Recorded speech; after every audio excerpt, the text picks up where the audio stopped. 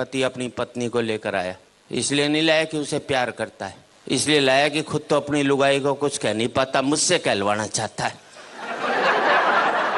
भाई मर्द के बच्चों तो खुद बोलो अपनी लुगाई को, वहां सबकी टैं बोल जाएगी। कई बार तो मुझे ऐसे लगता है जैसे इस देश के पतियों ने मुझे सुपारी दी हुई हो कि हम तो कुछ नहीं कहेंगे, तू कह दियो हमारी तरफ से। या देखा जाए तो इस देश के पतियों का मैं अम्बेडकर हूँ। ये बेचारा शोषित समाज जो आज तक ऊपर नहीं उठ सका, इसको मेरे जैसे ही संतों की आवश्यकता है। इस देश के पतियों को एक संत मिला है, इसके लिए उसका स्वागत कर सकते हैं। बोलो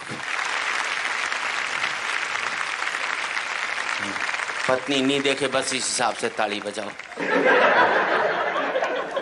और वैसे भी देखा जाए तो आजकल मार्केट में बहुत संत घूम रहे हैं, और दूसरे शब्द में कहूँ तो मार्केट वाले संत घूम रहे हैं। जिस संत के पास जाओ एक ही बात कहेगा, माया त्याग दो। बोले क्या करें? बोले मुझे दे दो।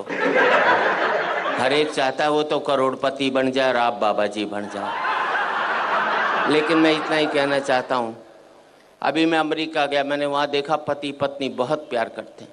सड़क पर चलते चलते प्यार कर लेंगे, ट्रेन में बैठे बैठे प्यार कर लेंगे। हिंदुस्तान में तो पति सारा घर में प्यार नहीं करता, बाहर की तो बात छोड़ दीजिए। इतना प्यार करते हैं अमेरिका में पति पत्नी की उनका प्यार का कोटा 2 साल में पूरा हो लेता है, फिर वो तलाक ले लेते हैं। हिंदुस्तानी पति पत्नी सुबह प्यार करेंगे, शाम को माथा फोड़ लेंगे, तो जिंदगी भर प्यार का कोटा पूरा ही नहीं हो पाता। इसलिए हमारे यहाँ कहते हैं 7 जन्मों तक साथ निभाएंगे, क्योंकि हम एक जन्म में प्यार का कोटा पूरा नहीं कर सकते। हंसने की बात नहीं, आपको अगले जन्म में दूसरी लुगाई चाहिए तो इस जन्म में इस वाली को खूब प्यार करो, अपना कोटा पूरा कर लो बस। भगवान अगले जन्म में दूसरी दे देगा, और नहीं कोटा पूरा करेगा तो 70 जन्म तक यही मिलने वाली है। हंसने की बात नहीं है, कल से जिस पत्नी को पति प्यार करने लग जाए तो समझ लेना साले के दिल में खोट है, वो चाहता ही नहीं कि अगले जन्म में। मैंने तो टेक्निकल बात बता दी। अच्छा, मैंने रिसर्च की कि इस देश में पति पत्नी से डरता क्यों? हमें जितनी भी ताकतें मिलती हैं सब औरतों से मिलती हैं। पैसा चाहिए लक्ष्मी जी के पास जाओ, बुद्धि चाहिए सरस्वती जी के पास जाओ, ताकत चाहिए दुर्गा जी के पास जाओ, आदमी के पास छोड़ा क्या? मेरे समझ में नहीं आया आज तक। हमारे शंकर भगवान विष्णु भगवान बिल्कुल खाली बैठे, एक पावर नहीं दोनों के पास में, जिसे कहते हैं ना मिनिस्टर विदाउट पोर्टफोलियो। इसलिए एक जाकर बेचारा पहाड़ पर बैठ गया, और कपड़े भी कितने दिए पहनने को, देखो इसे, गले में सांप और डाल दिया। थोड़ी कसर बची थी तो जटा से गंगा और निकलवा दी ठंड के अंदर, पीने को मांगा तो विष पिला दिया। ऐसे में आदमी तांडव नहीं करेगा तो क्या बांसुरी बजाएगा भाई? सीधी सी दूसरे को शेषनाग पर लिटा दिया, वो भी समुंदर में दूर दूर तक पीने का पानी भी नसीब नहीं हो सकता। अच्छा, दोनों बेचारे आपस में रोना भी नहीं रो सकते कि एक पहाड़ पर बैठा एक सागर में लेटा है, वरना दुखी पति आपस में बात करके मन हल्का कर लेते हैं। एक हमारी जान को आ गया करवा चौथ का व्रत, पता नहीं लुगाई कब तोड़ दे।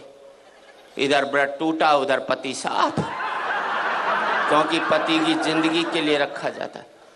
इस देश में 100 व्रत ऐसे हैं कि पत्नी नहीं रखे तो पति की सेहत खराब हो सकती।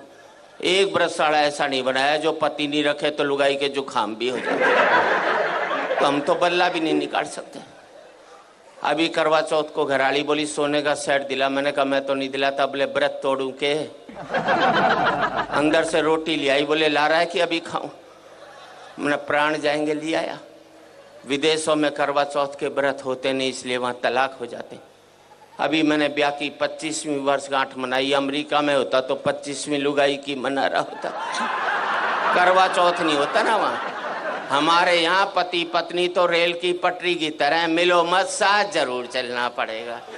अलग इसलिए नहीं हो सकते कि बच्चे स्लीपर बनकर दोनों को जकड़े हुए हैं, ना इसको इधर जाने देते ना उसको उधर जाने देते। अच्छा, इस देश में हर एक पत्नी पति को एक धमकी जरूर देती है, मैं तो बच्चों की वजह से टिकी हुई हूँ, वरना कब की निकल जाती। अब मैंने अपनी लुगाई से कहा, मैंने देख सारे बच्चे ब्याह लिए, अब तो निकल ले।